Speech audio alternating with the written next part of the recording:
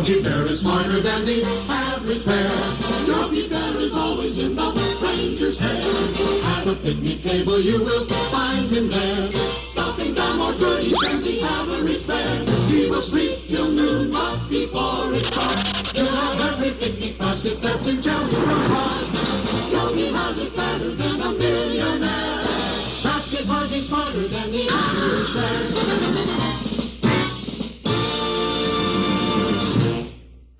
Coming to you live today from our top-secret broadcasting bunker deep in the heart of the Nevada desert. And it's a good thing that I am hidden away somewhere. I can't see you, so you can't see me is what that means. Good to be with you today. I am feeling lazy today. I was real tempted to just come up here and go like this, you know, like teenagers do, and just sit back like this and just let you do everything for me today, okay? Like teenagers and Occupy Wall Street protesters.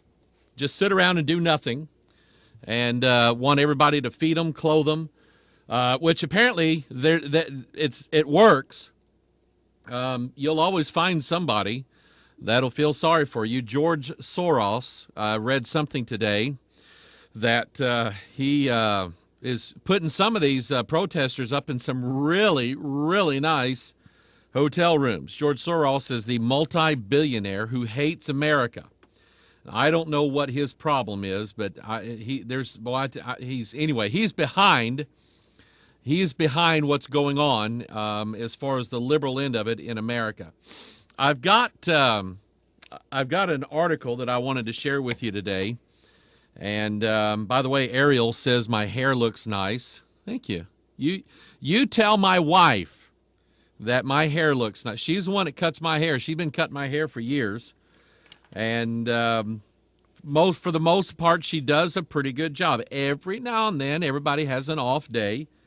And every now and then, I've heard her have an off day cutting my hair.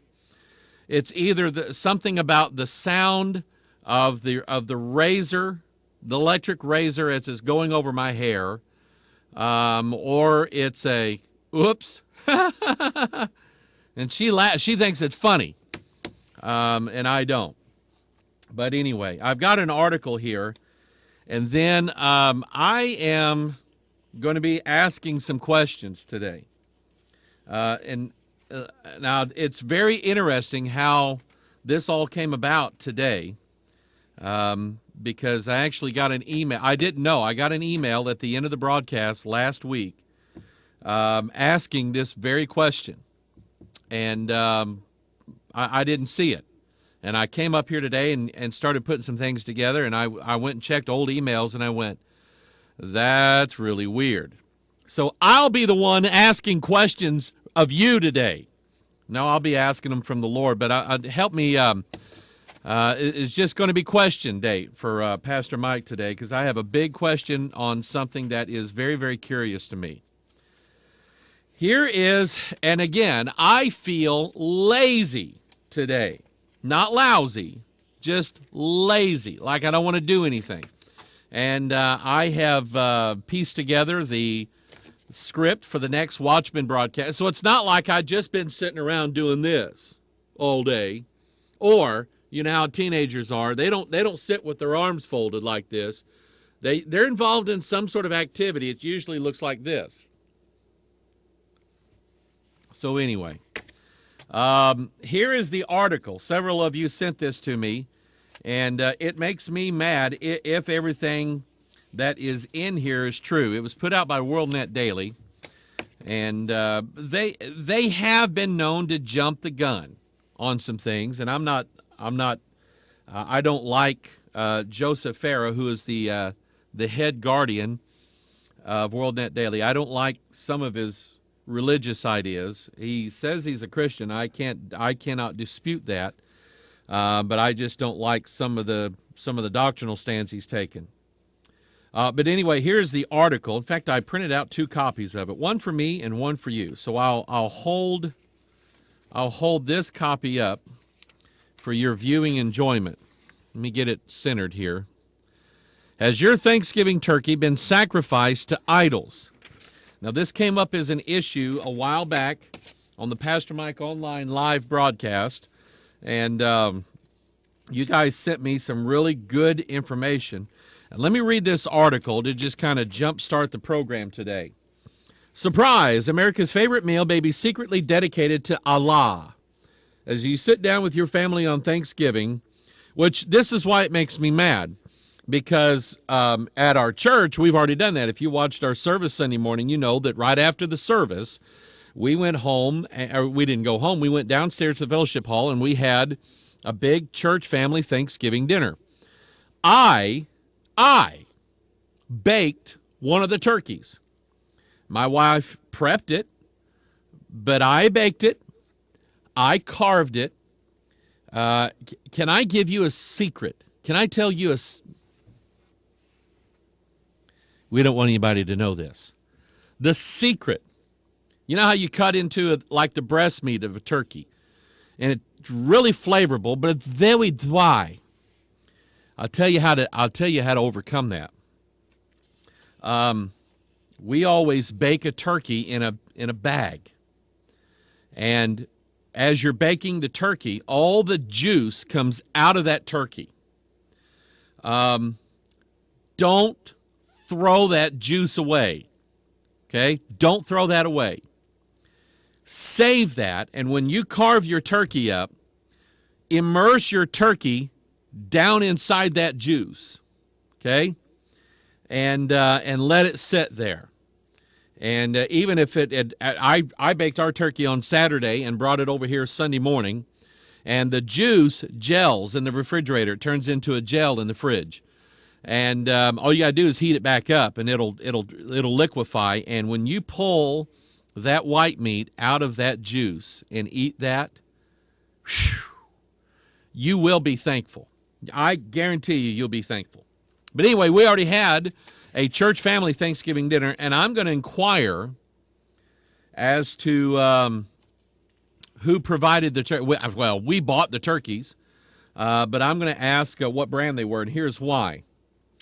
As you sit down with your family on Thanksgiving and consider offering a prayer of gratitude, beware the turkey at the center of the table may have already been blessed in the name of Allah. Customer service representatives from Butterball, one of America's most popular turkey brands, confirmed to WorldNet Daily that the company's whole turkeys are, without being labeled as such, slaughtered according to Islamic halal standards. This is a quote. Halal slaughter involves cutting the trachea, the esophagus, and the jugular vein and letting the blood drain out while saying, Bismillah, Allah, Allahu Akbar. Bismillah. By the way, do you know there is an old, I say old, a rock song from the 70s, Bohemian Rhapsody by Queen. Some of you are already going, yeah, I know that song. You're headbanging to it right now. Bohemian Rhapsody. Freddie Mercury, that's not his real name. He was of English Pakistani descent. His parents were from Pakistan. He was raised in England. And there is the Bismillah in that song. Bismillah. No, we will not let him go. Let him go. I know that part. Anyway, that's what that is. Bismillah, which means in the name of Allah. So anyway, Bismillah Allahu Akbar. In the name of Allah the Greatest, explains Pamela Geller, author of Stop the Islamization of America, Practical Guide to the Resistance. Many people, you know what? I have not read this book. I think it would be a good book to get. Many people refuse to eat it on religious grounds. Many Christians, Hindus, or Sikhs and Jews find it offensive to eat meat slaughtered according to Islamic ritual. I do. Listen, it's not offensive. It's unbiblical. It is a meat that is given in sacrifice to a god, and we are not, according to the book of Acts. There were 4 things laid out by the apostles in the book of Acts that the Gentile Christians were to observe. 4 things, and I like that. Okay, Gospels. 4 things. Number 1, not to eat anything strangled, not to eat blood, Number 3, we were not to eat meat sacrificed unto idols. And number 4, we would abstain from fornication. And so anyway, if this is the case, if they have slaughtered these turkey according to an Islamic ritual, according to halal certification, without our knowing of it, without our knowledge, number 1, if Butterball did that, you're stupid, Butterball, for doing that. That's ridiculous. Do you not know that in the future you are only going to be able to sell turkeys to Muslims? I hope you know that. If I have to go out and kill my own, I will not buy another Butterball turkey if this is true. And I'm going to continue. I've not read the article yet, so I'm reading it on the fly here. Let's see here. She continues on her blog. She says, I do not want to eat halal, not a bite, and yet this is being shoved down the throats of Americans without their knowledge. Multiple phone representatives at Butterball confirmed the turkeys are slaughtered according to halal standards, and one named Tracy, she declined to give her last name, further confirmed the words of Islamic dedication are spoken over the birds. None, however, could explain exactly how the slaughters are performed. Tracy explained, I don't actually work in the processing plant. I'm just thinking that's how Tracy would talk. As WorldNet Daily reported earlier this year, however, Butterball isn't the only company that may be serving halal meats to unaware customers. Pastor Mark Blitz of El Shaddai Ministries. El Shaddai does not mean the many-breasted one. Let's not go there again. In Bonnie Lake, Washington, has been sounding the alarm for Christians to be aware of what he calls the backdoor Sharia, now nibbling its way across the fruited plain. Let's see here. I want to get away. Let's see if it says any more about